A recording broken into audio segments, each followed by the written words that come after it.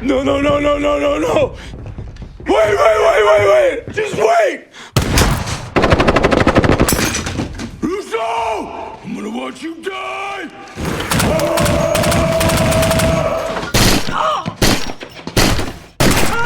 Where'd they take him?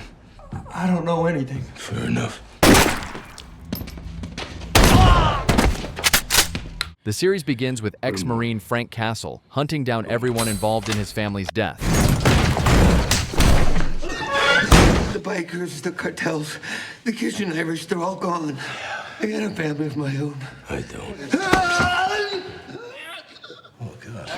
Get a room, you dirty bastards.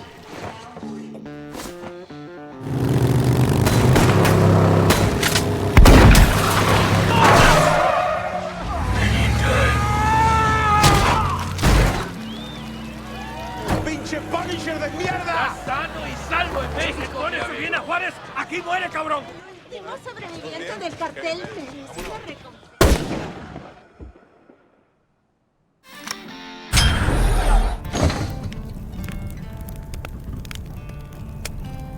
The story then moves 6 months forward in New York. Frank now works at a construction site under a fake name, Pete Castiglione. Among the workers, a boy named Donnie Chavez often becomes a target of bullying. Frank notices everything, but chooses to stay silent. One worker, Lance, intentionally tries to provoke Frank. Donnie goes to Frank, who is sitting alone on the terrace. He offers Frank a sandwich and tries to befriend him, but Frank ignores him and warns him to stay away. This goddamn guy. He's crazy, Lance. What are you gonna do?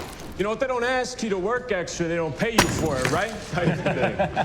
Because of you, we're getting less overtime. Kick his ass, Lance.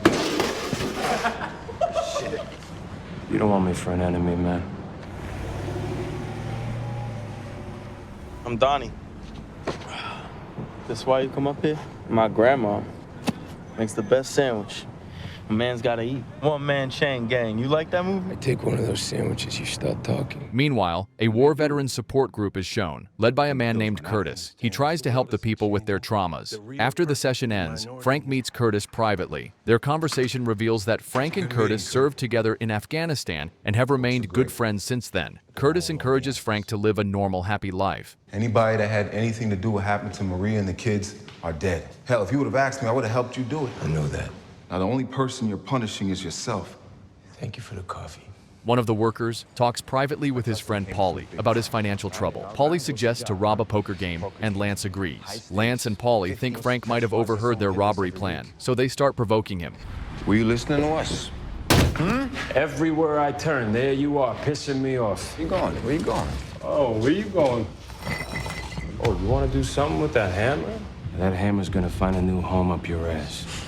Suddenly, one of Lance's friends has an accident. He falls and breaks his arm. Donnie asks Frank to help them, since he was a Marine and knows about field medicine, but he just looks at them and walks away. Later, Lance wants to abort the robbery, since they are one man short, but end up recruiting Donnie as the final member. Once everything was ready, they head to the location and rob the gangsters.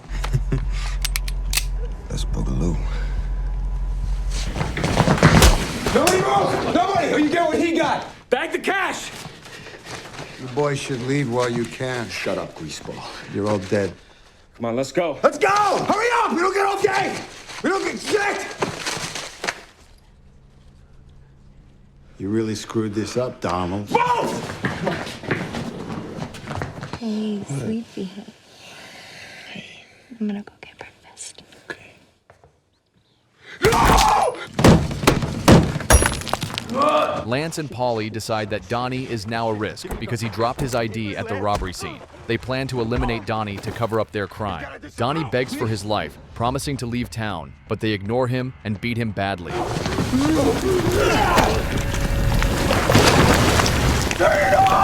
Shut it off. Tonight just gets better and better.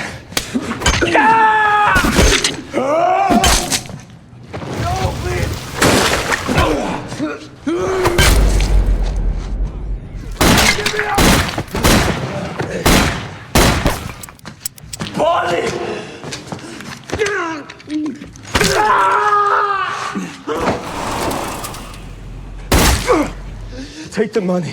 Take the money, man. No! Dog. It's in the basement of a restaurant. Lanello's in Little Italy. I'm gonna find a home for this. No! Help! No one sleeps until we get these guys. Start with this kid, Donald Chavez. Christ.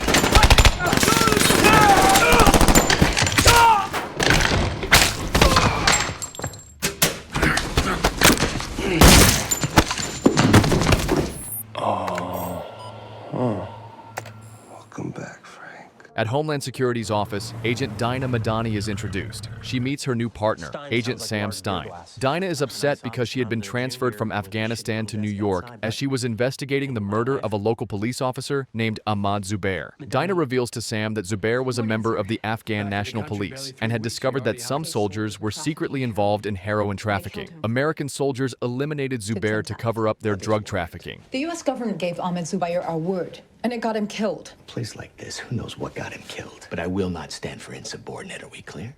Otherwise, you can quit. You're the boss. Yes, I am. We are then shown another flashback of Frank and his kids on a ferry. They talk and have fun, but when his son mentions war that Frank was, he becomes angry. Dad goes away, so we can kill lots of Hajis. No, we did. Don't you ever say anything like that again. You got that? Back in the present, he goes to a diner, where Micro calls him and asks Frank to watch a videotape he left at Frank's house. After the call, Frank runs outside and thinks Micro is on a rooftop, but instead, Micro left a burner phone for Frank to contact him. He then has a nightmare about a masked Marine shooting his wife Maria, and then watches the video of him and other Marines deleting Ahmed Zubair. The video really shakes him up. The next day, Frank asks Curtis if he has mentioned anything about him being alive or heard about Micro, and Curtis replies that he hasn't. What does he want? Guy says he's got answers that I need. He said that what happened to Maria and the kids, it was because of something that I did. Come on, talk to me. What were you into? That shit that follows you home, no matter how hard you try, it follows you home. And Maria, she knew it. She knew it, the kids knew it. Come on, you didn't kill your family. What if I did? Dinah and Sam talk about how September 11th and the war on terrorists changed things. Dinah believes U.S. Marines eliminated Zubair after seeing a video of Marines torturing him, but the video was stolen from her. She thinks powerful people are stopping her from investigating. Dinah also learns that Frank's friend, Billy Russo, now runs a private military company called Anvil in New York. She convinces her boss, Wolf, to let her meet Russo by saying she needs training at Anvil's law enforcement facility. Say, lady, I'm real hungry. You got any change? Please. Still all hard, huh? Things got this bad, Frank? I'm flirting with the idea of going full man bun. There's somebody that knows that I'm still alive. You should know me better than that. I would never... You want to say no, you say no, but look, this guy, he calls himself Micro, right? Like that's supposed to mean something. He says something about us both being dead men, right? How do I contact you?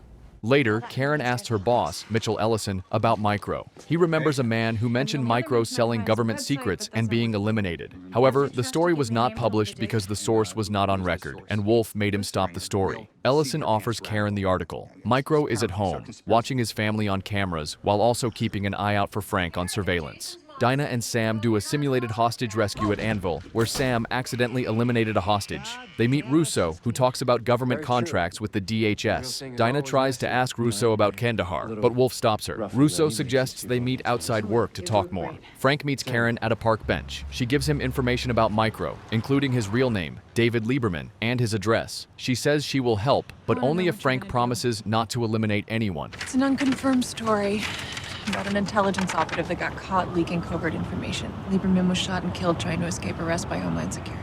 Carson Wolf got it shut down. You know what? It's all in the story, Frank. Just believe it or not, I actually care what happens to you. Be careful.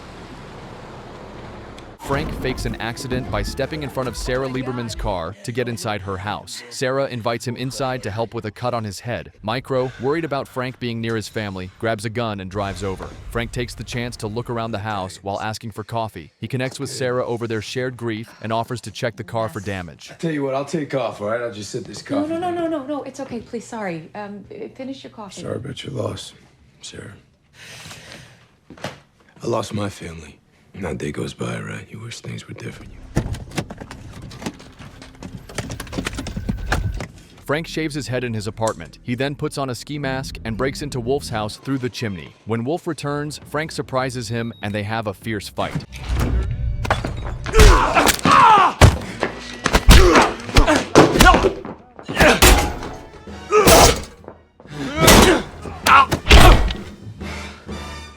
Whoever you are. This is the stupidest thing you've ever done.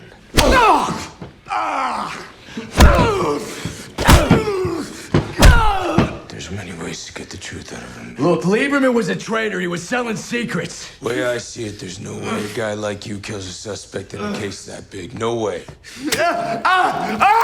Whatever you think. Tonight's the night you're gonna die, Frank. We knew exactly where you'd be. Exactly where to go to get you. What are you saying? You killed my family to get to me. Misdirection. It was a calculated risk. You understand, right? Now close your eyes, Frank. I'm gonna do you a favor. Gun's empty, asshole. Just you, me, and the truth now. Dinah meets Russo at a bar, and they talk about his military service. Russo admits he enjoyed killing people in Afghanistan, especially when he and Frank fought to save their squad. Their conversation ends when Dinah is called to investigate Wolf's murder. The next day, Frank gets a call from Micro, who praises him for avoiding capture. Frank tricks Micro into a chase with Curtis's help. They end up at a cemetery where Micro finds a grave with his name. Curtis gives Micro Frank's message that if Micro hurts Curtis, Frank will go after his family. Whoa, whoa, whoa. Who are you? Why isn't he here? He decided he doesn't like what you're selling. Hold on. Hey! What are we doing? What are we doing?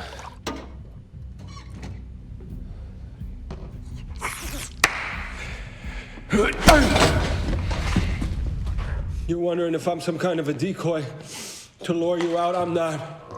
That alarm, that means that we got 3 minutes before it gets awful warm in here. Let's say it one time. Are you gonna help me out? Yeah. No bullshit.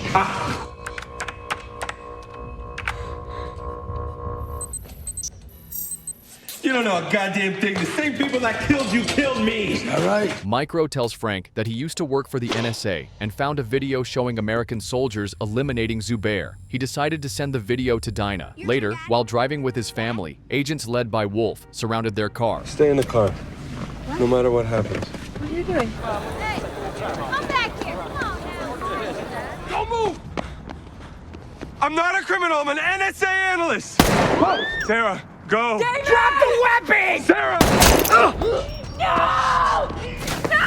Cell phone saved my life. At the vet center, Curtis is cleaning up when Russo shows up. He gives Curtis a check to help pay the rent. He also offers Curtis a job, but Curtis says he is done with that life. Then we see a flashback where Frank, Russo, and other soldiers are picked to join a secret team called Operation Cerberus, led by Agent Rollins and Colonel Schoonover. Everyone agrees without a problem. Later, in their camp, Russo and Frank bond over a poem, showing their close friendship. You read a poem. I didn't know you could read. Sorry about that. At the vet center, young vet Lewis shares a story about how his superiors lied to the public, blaming enemy fire for a friendly fire incident that eliminates soldiers. Lewis feels betrayed and confused. O'Connor, an angry Vietnam vet, tries to feed Lewis's anger and mistrust. Read this, kid. You're right to feel betrayed, and there's plenty of men who feel just the same. Frank discovers that the countdown on Micro's computer is not for an explosion, but for a video broadcast. Micro then confronts Frank about their past actions, specifically mentioning Zubair. This triggers a flashback to when the video was filmed. Zubair pleads for his life as Rollins tortures him, eventually revealing that he does not know anything. Rollins turns to Frank and orders him to eliminate Zubair. What's he saying? Nothing useful. I'm not a terrorist. I have a family. Do it. I have a family. We desecrating corpses now? I'm getting the bullet. Looks to me like we're hiding evidence.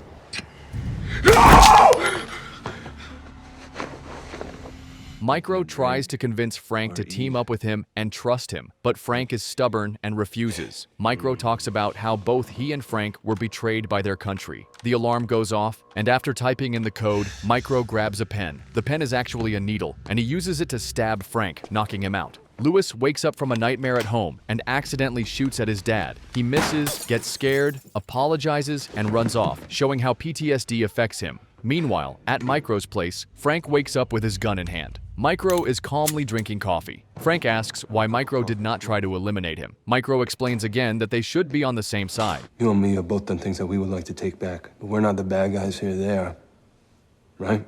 Need you gentlemen for a briefing. 5 minutes. Sure.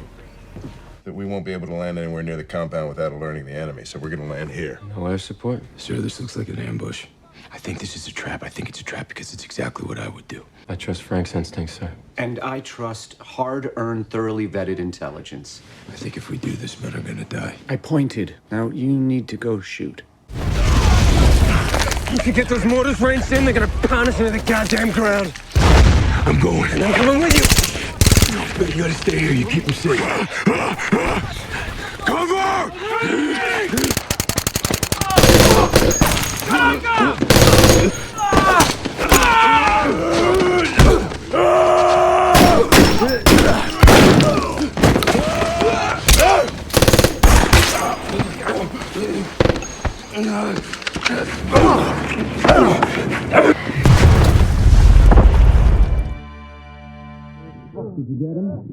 Did you kill the target?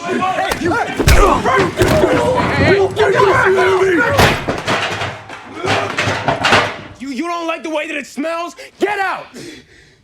Your Operation Cerberus? There's no official record, there's no congressional approval. It turns you into a hitman, Frank. But you and me, we want the same thing right now. So work with me. The next day, Lewis is digging a trench in his backyard, trying to recreate the comfort of war. We then see Frank wearing a hoodie and pointing a gun at Turk. Frank needs weapons and ammo, but Turk does not have much to offer, just a custom pink rifle. Frank knocks him out, and the mission to get supplies does not go as planned. He returns at Micro's hideout with nothing but a pink rifle, disappointing him. How we do? M4, M40, ammo and grenades, right? He said that the whole shipment went to someone else. You want to go up against Agent Orange with the pink Ruger and no ammo? Is that what you want to do, Lieberman? Dinah and Sam are discussing about a gun shipment from the Greeks that is on its way. They are planning an operation to seize the guns. An older man, Revah, enters and tells her that the investigation into Wolf's death is being taken over by someone else, which frustrates Dinah. Lewis is in his backyard bunker, where Curtis shows up to try and talk him into returning to the group, but Lewis does not listen. Now you're sleeping in a hole in November. I don't have nightmares out here. Want some advice? War's the only chance you got at doing something redeeming. I didn't get nothing over there. I lost it. We're gonna sign up with a private military group called Anvil. How about you come on out of there and we go talk more about it? No, I'm good. Well, you know how to find me. Frank goes to Sarah's house to help with her insurance paperwork, while Micro watches from his base. There is a moment with Micro's daughter fixing the garbage disposal, and Frank reassures her that she is smart. Sarah talks about how the kids are handling Micro's death. Frank apologizes and offers to fix her headlight. Next, we cut to Anvil, where Billy Russo is giving a speech to newly appointed recruits. Lewis is also among them. Is anybody here making $100,000 a year? Is it because you're not worth the investment? You will have the opportunity to fight for a living, and you will be well compensated. A new brotherhood to call your own, something to fight for. To live for. Micro hacks into the Homeland Security site to get info on the Greek gun shipment. He finds all the intel, including Dinah and Sam's tactical plan. We then see a shady warehouse where criminals are torturing each other over cars. Frank appears, throwing a grenade and taking out the criminals with his gun. You are in the wrong place at the wrong time. Whoa, whoa, whoa, whoa, whoa.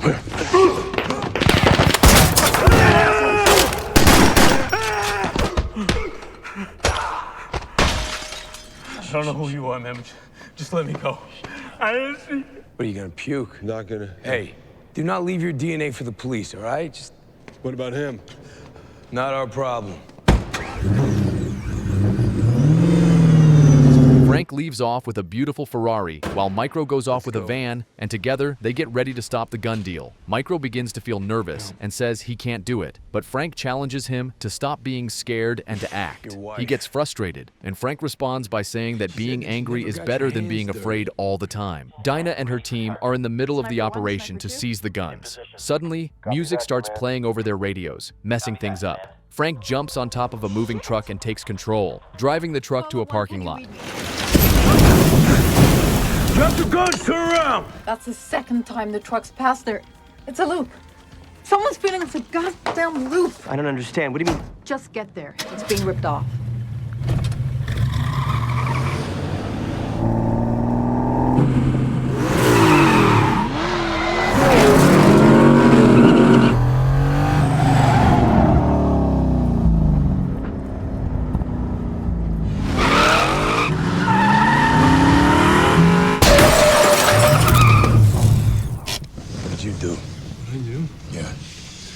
did I do?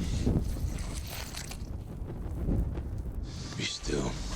You're all banged up. You stay out of my way, Madani. Next morning, Dinah wakes up in her apartment all bruised up from the car accident last night. She is angry and thinks about what happened. At Anvil, Curtis talks to Russo about Lewis, warning him that Lewis is about to snap. Russo, not too concerned, goes to talk to Lewis. He asks about the foxhole in Lewis's backyard and says he is at risk. Lewis gets angry and starts bad-mouthing Curtis. Russo offers him a job, but not as a shooter, which makes Lewis furious. I will find you something to do right here. Are you gonna give me a job mopping floors? You're just another liar in command. Okay, we're done. You need to leave. Your brotherhood is bullshit. Then we see Frank at the hideout, organizing his weapons on a rack. Micro gets upset that Frank helped Dinah after the crash, and Frank jokes that Micro is nagging him like a worried friend. Frank then goes to fix Sarah's car headlight, just like he promised. While working, he talks with her daughter. Micro's son shows up and acts rude, and Frank teases him back. Sarah then invites Frank to dinner on Sunday, while Micro watches everything through his cameras and feels sad. Dinah meets with Raffi and Sam to talk about the failed mission. While looking at pictures of her wrecked Mustang, she seriously says she loved that car because her dad gave it to her for her 21st birthday, and now she cannot let it go. Dinah asks to come back to work. He asks her if she knows anything important, but Dinah keeps the truth about Frank to herself, since everyone thinks he is dead. Someone from your unit risked their lives filming this, Frank. Gunnar Henderson, he's wearing the camera. Bible guy, like to quote scripture, hell of a soldier. He knew what we were doing was wrong. Our job at the CIA is to identify and contain any dangers to it. I don't know a single operative with any years under their belt who hasn't had to do something that gave them nightmares, so that the rest of America can sleep peacefully. My name is William Rollins. Welcome to the CIA. Dinah tells Sam that Frank is alive and stole the guns. Sam gets angry and says he will not lie if anyone asks. Meanwhile, Rollins is secretly listening to their conversation through hidden microphones in Dinah's office. Special agent in charge of Homeland Security investigations called me up. Pulled her out of burning cars. Take it David Lieberman had the answers you were looking for. Some people came after me, came after him. I need to find these bastards that took him from me, Karen. I gotta kill them. So where does that end, Frank? So what do you want, Karen? What should I do? Should I let it go? No, but I want there to be an after. What's the alternative? What should I do? You expose them. These men, they decide what the truth is. You don't get to do that. My family's gone because of what I know. They're gone! Frank goes into the woods to find Gunnar, but before he can knock on the door, Gunnar shoots him with an arrow. Gunnar, it's Frank Castle. Come on, Gunnar, it's Frank. Gunnar, goddammit, it's Frank Castle! Come on, I'm not part of it, brother. I never have been. I'm not your enemy, brother. That tape you made, they killed my family for it. Gunnar tells Frank about Colonel Schoonover loading drugs into a dead soldier's body, which made him want to expose the corruption. Suddenly, 8 soldiers appear, chasing Frank and Gunnar. They start fighting back using booby traps and gunfire. Micro helps by sending a drone to guide Frank. Let's go.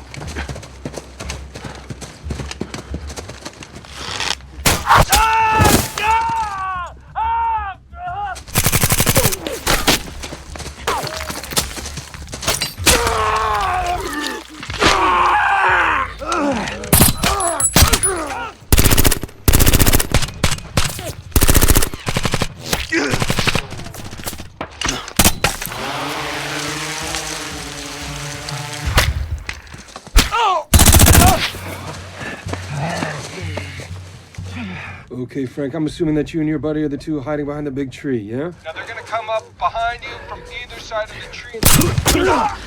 Downhill. Move, quickly. You're gonna die, you hear me? I'm coming for you. It's just like old times.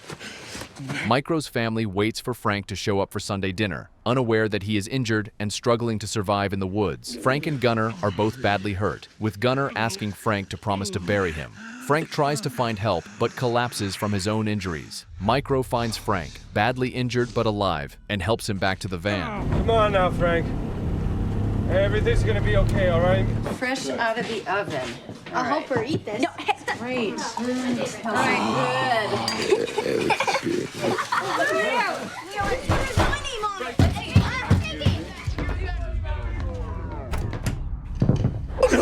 No, no, no, no, no, no, no!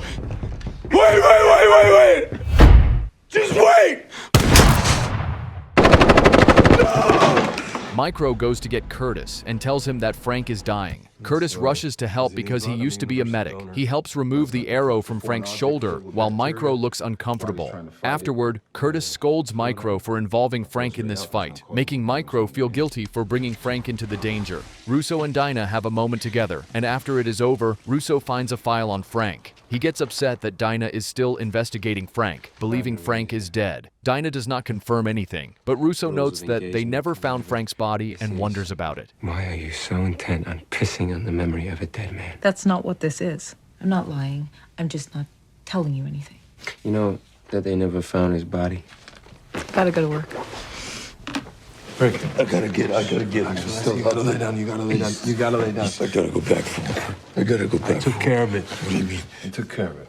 In Curtis's vet group, O'Connor talks about how tough he is, bragging about his hard experiences and making fun of the others. Curtis shares a story about training with a goat that was repeatedly injured for practice, eventually dying from too much damage. The story serves as a metaphor, with Frank being compared to the goat. Micro is watching his family arguing over his son, Zach, who stole a skateboard, hit his sister, and is being a bully. I know that you stole that skateboard. Hey!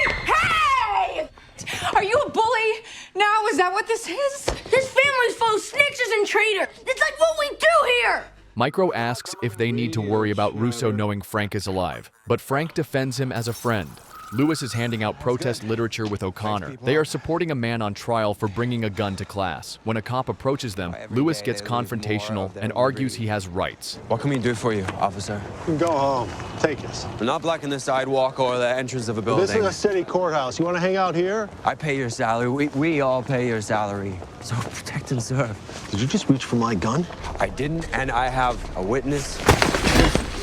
Micro brings up Russo and asks if Frank thinks he should contact him. Frank goes on a rant, saying he had two families, his real one and his Marine family, and he loved being a Marine. Lewis shows up at the vet center after being bailed out of jail. He confronts Curtis, who reveals that O'Connor lied about serving in Vietnam. Curtis calls O'Connor a fraud. Lewis gets angry and leaves. Dinah and Russo meet at the docks, where Dinah tells Russo that Frank is alive. Russo is surprised, and Dinah hopes he can lead her to Frank because she thinks he has information about her Kandahar case. Russo says he will try to find out more and appreciates that Dinah trusted him. Russo then goes to the vet center to see Curtis. Hey, social worker.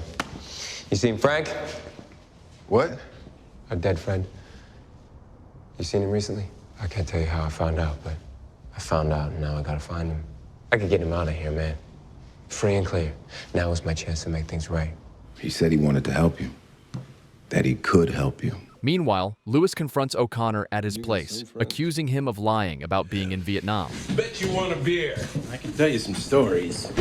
When we came back from... When you came back from Texas, he never went to Vietnam. If you don't like my stories... No, you they're not just just stories! Goddamn liar.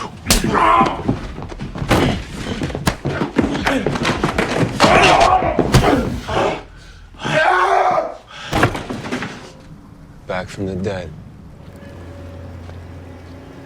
Hey, Bill. Hey. You never change, huh? Lucky for you, I don't. You remember that douchebag from Mortuary Services, Colonel Bennett? 3 of them were selling heroin out of Kandahar. What, you just gonna take them all on yourself?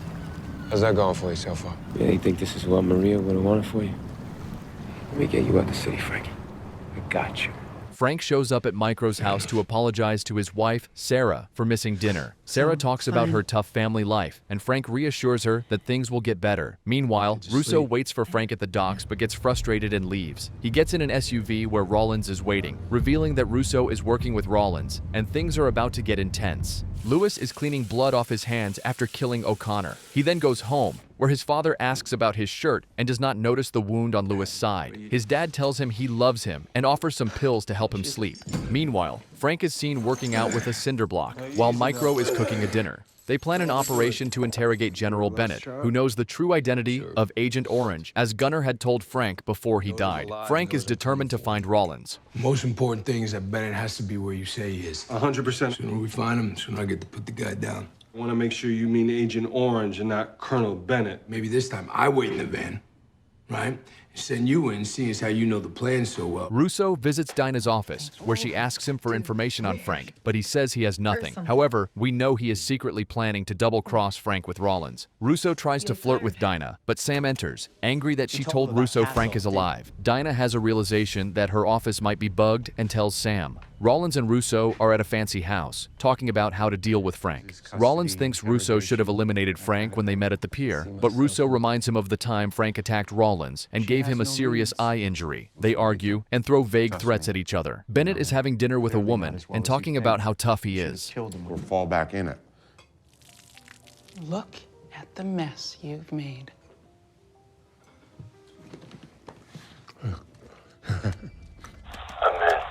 Copy that loud and clear. Shut it! Perfect. Hold there. Looks like I got here just in time. He's here! We're tied into his phone. 3 minutes. Damn it, stop hitting it! You got 4 hostiles headed your way. They're moving fast.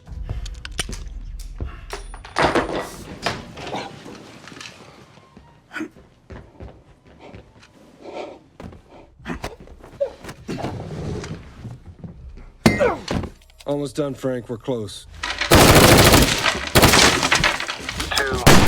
2. Get out of there.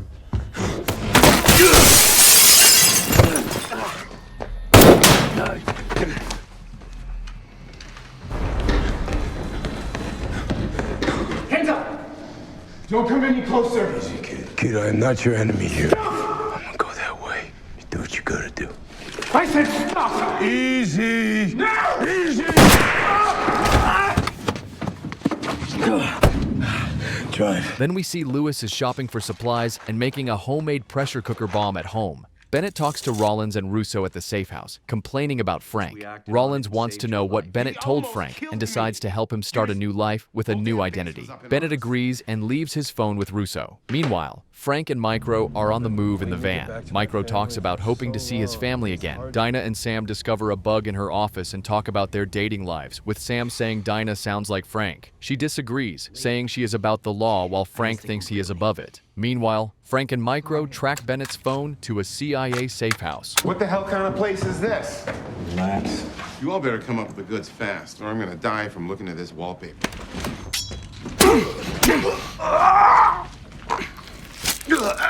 Yeah.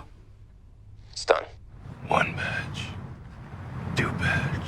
Penny and dime.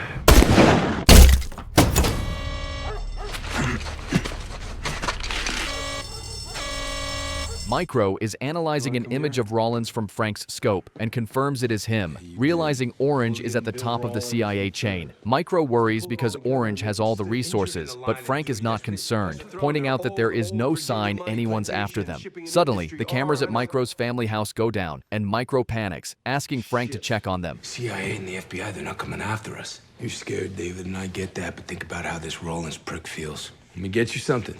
Some chamomile, huh? The cameras in my house are down.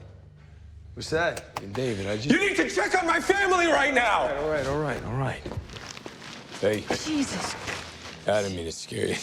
That's for you. What do I do with these? Trash cans are over there. She invites him for a drink, and they have a flirtatious conversation while Micro is away. Sarah has unplugged her internet and cameras to escape everything. She talks about what is missing in her life and says she wants to move on and be happy. She then kisses Frank, but he gently pushes her away and she apologizes. Frank takes some food and leaves. Back at Dinah's office, she tells Sam that she has a lead on Frank, claiming he is trying to buy ammunition. This is a lie, as she is actually trying to mislead whoever is listening to her bugged office. Russo and Rollins meet to discuss how they need to eliminate Frank. Rollins wants to get involved in Dinah's operation, and Russo says he will need help from others. Russo reassures Rollins that Dinah is just a tool to use, and that he is not worried about anyone standing in his way. Meanwhile, Micro thinks of giving evidence to Dinah to arrest Rollins, but Frank says Rollins must die. I miss sex. Yeah, it's good to know, buddy. I'm hung like a moose. You must be proud. Oh, for Christ's sake, get the hell out of here. What's the matter with you? Kiss my wife, don't forget. Stop, enough. All right? Hey, it's not what happened. I'll be right back. Yeah, Madani. I mean, Madani was. I have the video. Lock and key, we give that to Madani. She arrests Rollins. Rollins dies, remember? Your family's dead. Just keep on going. You're a psychopath. You have nothing but a war inside you. I'm calling her. Put the goddamn phone down.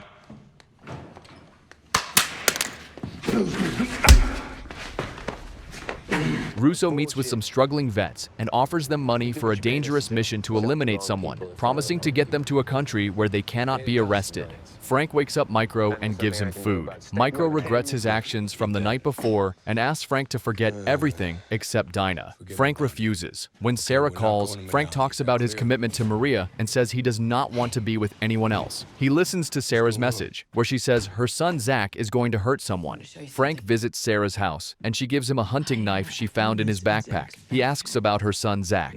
Zach explains he wanted the knife because he was scared. Dinah's operation to catch Russo is underway as he and his team enter an abandoned warehouse. Russo quickly realizes it is a trap, and a fierce gunfight breaks out between Russo's team and Homeland Security. Homeland Security, drop your weapons!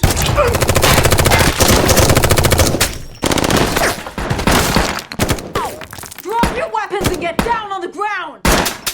Who the hell are these guys?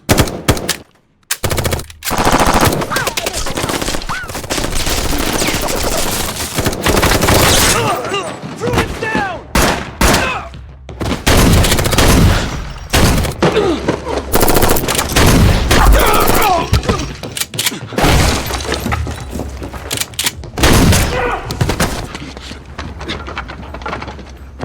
Drop it! I said drop it! Hands behind your head!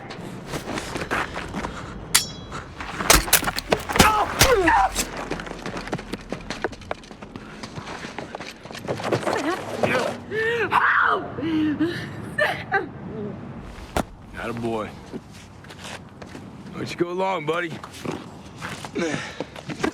the hell out of here. Hey, listen to me. You want to get him killed? They'll kill him. David, they will kill him. Go. Go.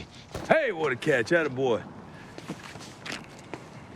Dinah is feeling very sad after Sam's death. Her mother takes care of her, while she keeps blaming herself. At the same time, Frank and Micro are secretly watching her from a rooftop, trying to figure out how to talk to her. But suddenly, a big explosion happens below them, filling the air with dust. At ATF office, workers are having a birthday party. Suddenly, a bomb explodes and some people die. News reports the blast. After that, we see Lewis, who is acting crazy and talking to himself. He writes a letter saying the US government is the enemy and wants to take away guns and freedom. Lewis sends his crazy letter to Karen. She reads it and wants to publish it, but her editor says they should call the FBI instead. Frank watches the bombing video and gets angry, saying he hates bombs and wants payback. Frank reads Karen's article where she calls Lewis a terrorist and a coward. Frank gets worried that Karen might be in danger now because she is openly speaking against him. Do you have any sympathy with this point of view?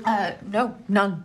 The irony of this bomber's point of view is terrifying. Less guns, less death, that simple. This guy was using bombs, not guns. It's barely a year since this city was terrorized by the Punisher. No, that's hardly the same thing. Frank Castle killed murderers and drug dealers. 37? Bet they know about. Got a caller. Says it's him.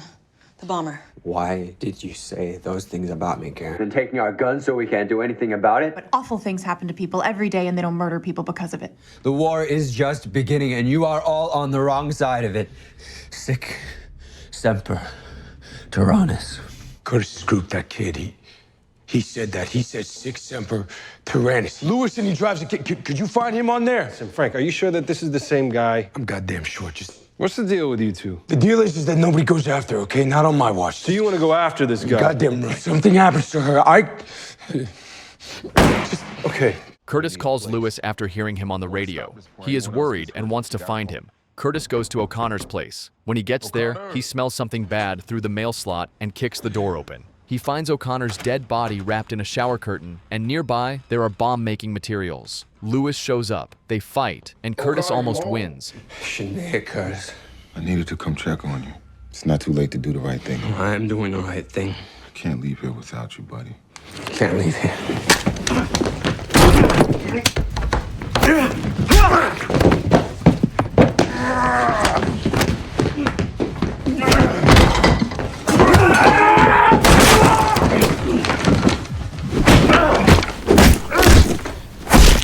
Micro finds Lewis's location and tells Frank. Frank grabs a gun and heads out, even though Micro urges him to call the FBI instead. Frank calls Karen to warn her about Lewis. Meanwhile, Senator Ori is at a hotel raising money for victims of Lewis's bombing. He meets Russo, who has been recommended for security. Ori talks about the bomber and says he is against guns, but Russo is not interested in Ori's politics. Frank arrives at O'Connor's house, breaks down the door, and finds Curtis tied up.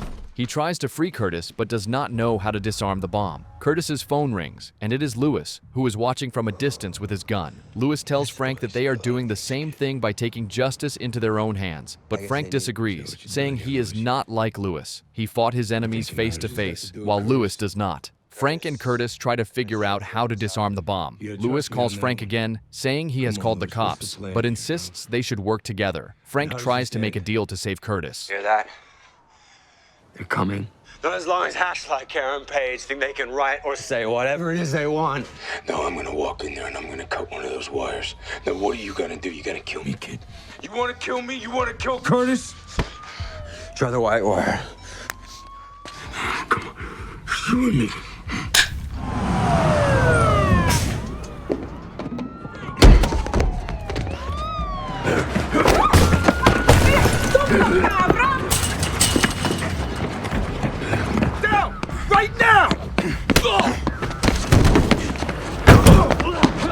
Dinah is at a bar before heading to Sam's funeral. A scruffy man with a gun sits down and introduces himself as Micro. Dinah realizes he is the one who sent her the video.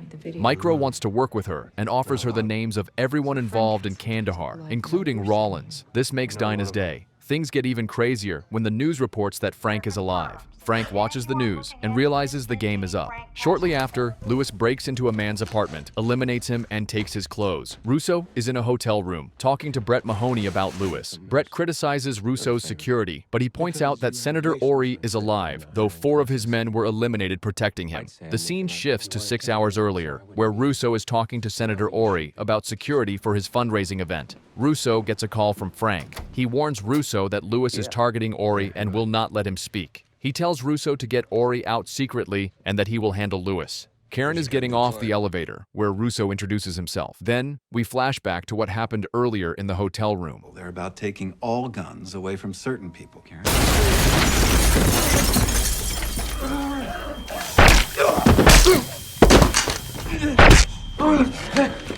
I gotta help!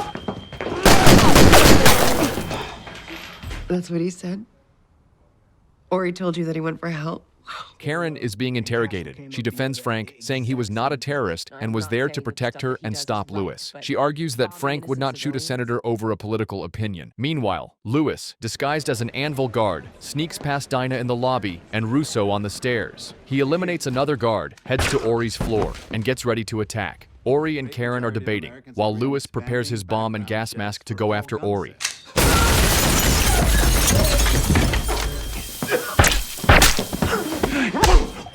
Please don't shoot him! Please don't shoot him!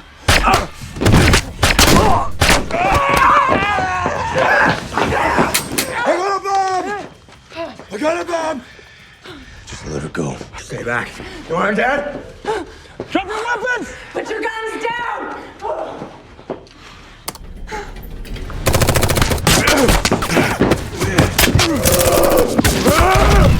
The first day back and you're on the scene of a terrorist attack? You're telling me there's no threat there?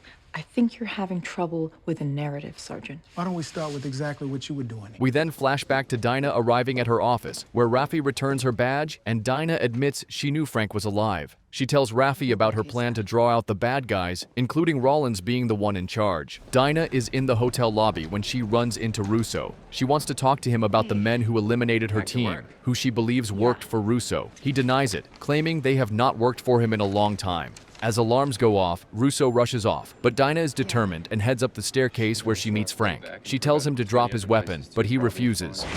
Castle, drop the weapon! It's not gonna happen.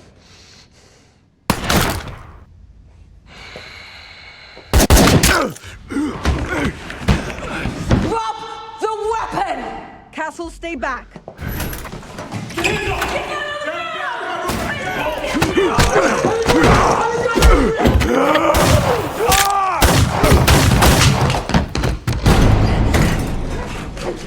else here has to die. Shut up!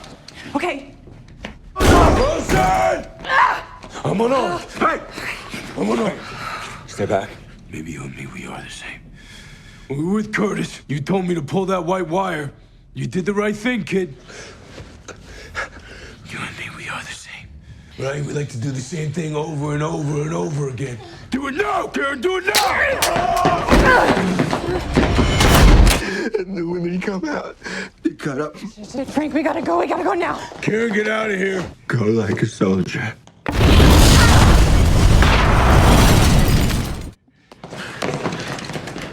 God damn it!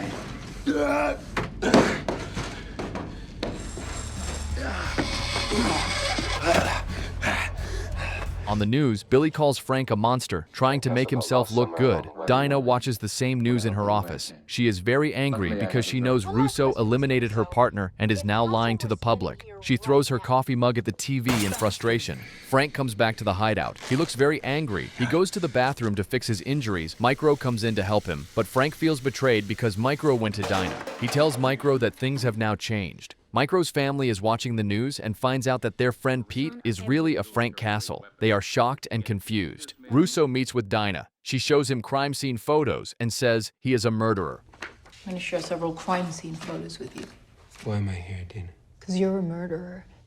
The only reason I was there that day was you. Did you and Frank Castle conduct illegal covert operations in Kandahar? Now, if this was official, you wouldn't be sitting there alone. He's going to kill you. And he's going to enjoy doing it. Frank is back at the hideout and finally spray painting the white skull on his vest. At Homeland Security, Dinah and Raffi watch Russo's interview. Raffi tells Dinah to find Frank and Micro to move things forward, then goes to handle things his own way. At Micro's house, a man pretending to be a cop knocks on the door. Hey, we received a call from this address to the Castle tip line. Did you call? Got something you want to tell me, son? How do you know Frank Castle? Where's your daughter? Well, look, thing is, I think it's best you come with me. For your own protection. Zach, run! Hey! Get away from my family or I swear to God I'll use this. Drop it! I'm out of here. David, stop. Hey, stop! Where's Leo? They didn't take her. Gotta go. Good to see your phone. Micro's daughter, Leo, is walking alone in the park when her phone rings. Frank tells her to throw away the phone and SIM card after the call. He gives her a safe place to go and says he will meet her there. After the call, Frank tells Micro that he has to go get his daughter. Frank also tells him that if he does not return by midnight, Micro should go to Dinah. Micro asks what Frank is going to do. Frank says he will wait for the bad guys, make them talk, find out where Sarah is, and then eliminate them all. Sarah and Zach are tied up in a warehouse, scared and shouting. Rollins and Russo are watching them. Rollins tells Russo to go eliminate Frank and Micro at their hideout, which they found by tracking Sarah's phone. Russo does not want to go alone and dares Rollins to come with him. Rollins refuses. The two do not trust each other, and it seems like one of them might betray the other soon. Frank is finally getting ready for war. He loads his guns, sharpens his knives, sets traps, and puts on the skull vest. Inside the warehouse, bad guys are walking around, trying to find Frank.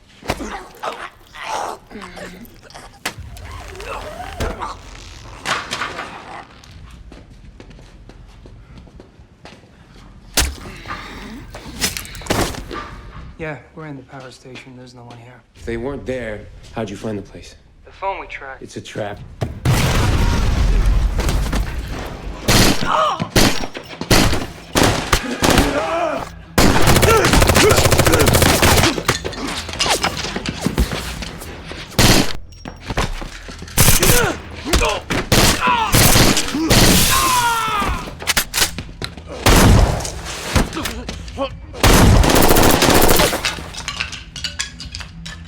Russo! I'm gonna watch you die!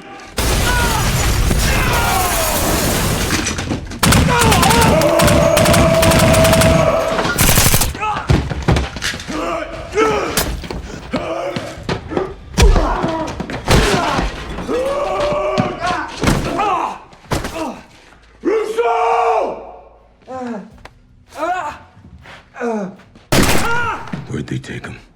I don't know anything. Fair enough.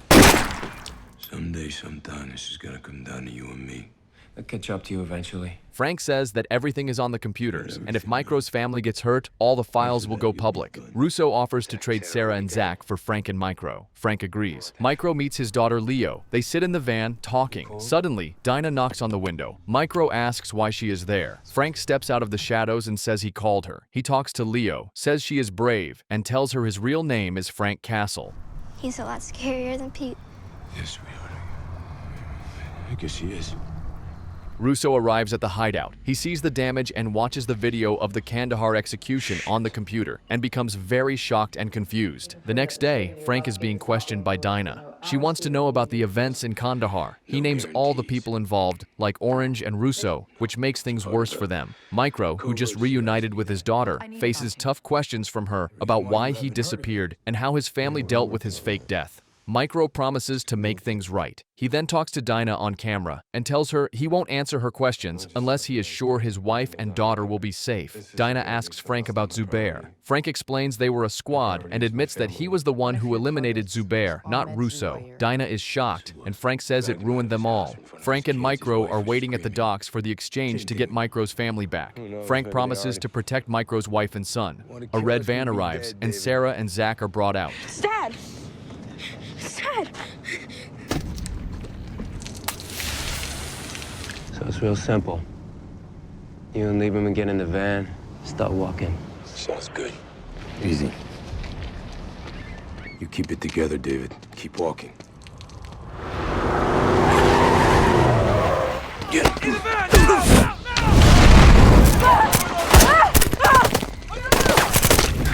Come here! Oh, no!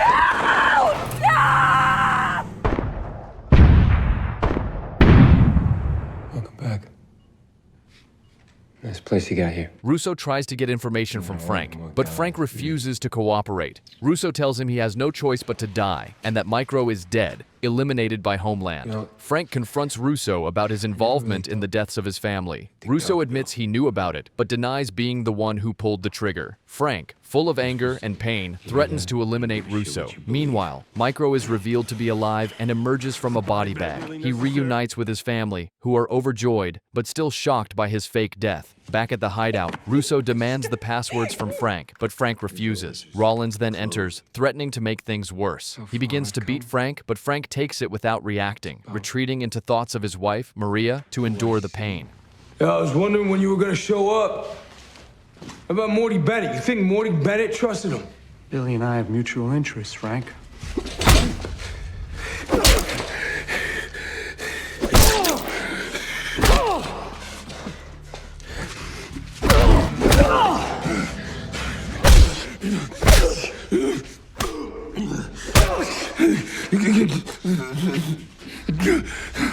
Micro breaks protocol and hacks into Dinah's computer to show her a live feed of Frank being tortured. He begs Dinah to save him. Give it up and I'll make it clean and fast. Go out like a soldier.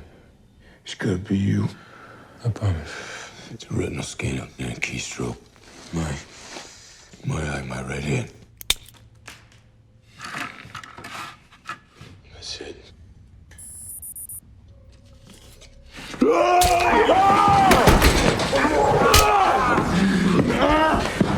Where's home, Frank? Is it here or is it there? I want to hear you say. It's with you always. You know that. Yeah, I'll stay with you. This guy was good. We were never getting in here without the codes. The backup systems and security are gnarly.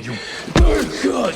You are nothing but a want. Fear, Frank. Ribs must be crap. All right.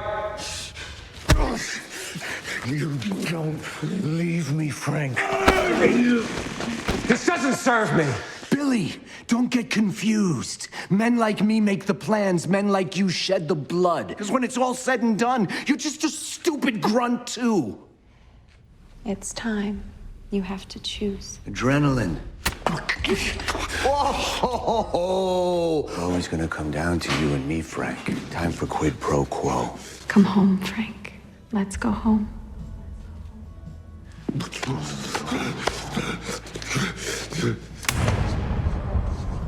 I am home.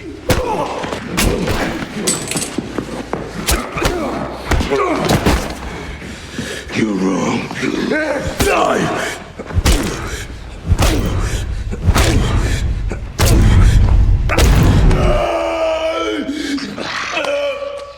damn, Frankie.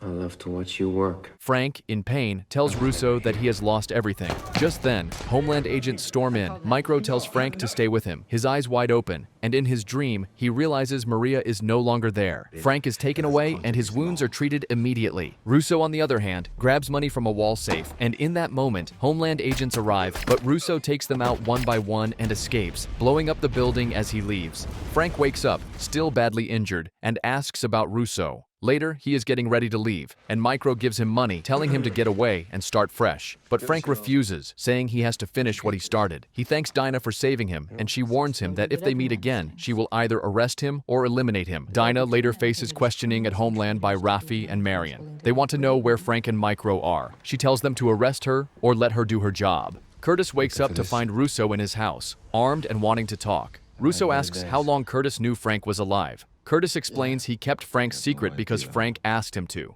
They talk about how both Frank and Russo have made bad choices, but Curtis says Frank would never betray a brother. Suddenly, sniper fire comes through the window.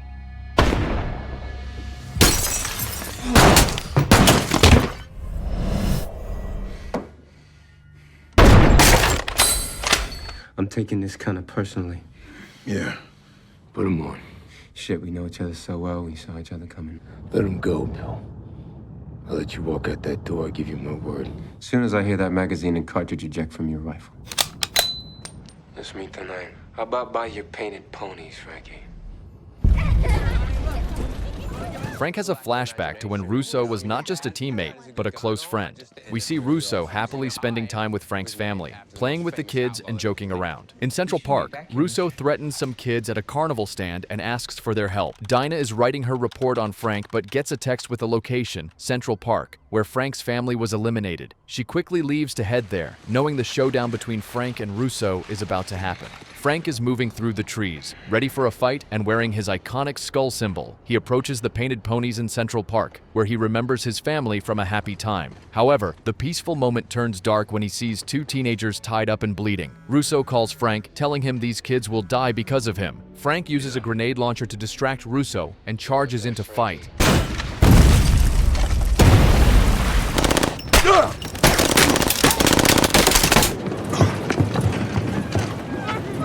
Guys like us, Frank, we need this!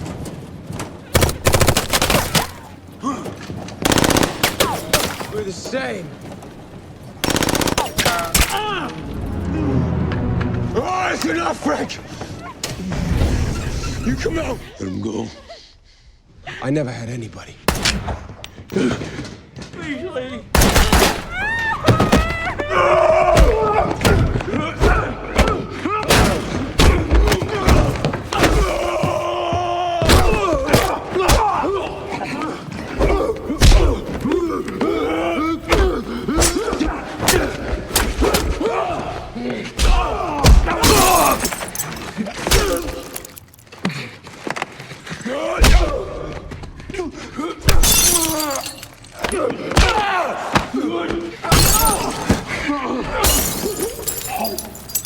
You're gonna learn about loss. You're gonna remember me. God damn it, Madani. At the hospital, Frank is in cuffs. Marion and Raffi tell him that he is free now. His records have been wiped and he can start a new life. When Frank asks about Russo, Raffi says he survived surgery, but may have brain damage. Dinah hopes Russo remembers everything so she can face him again. We then see Russo in a hospital bed, his face wrapped in bandages. After that, Frank drops Micro at home. He is nervous to return to his family, but finally goes in. Sometime later, Frank is at the Veterans Support Group with Curtis. He joins the talk and admits something deep. For the first time in his life, he has no war to fight, and that scares him. I'm just really look in the mirror, you gotta admit who you are. First time as long as I can remember, I don't have a war to fight. I'm scared.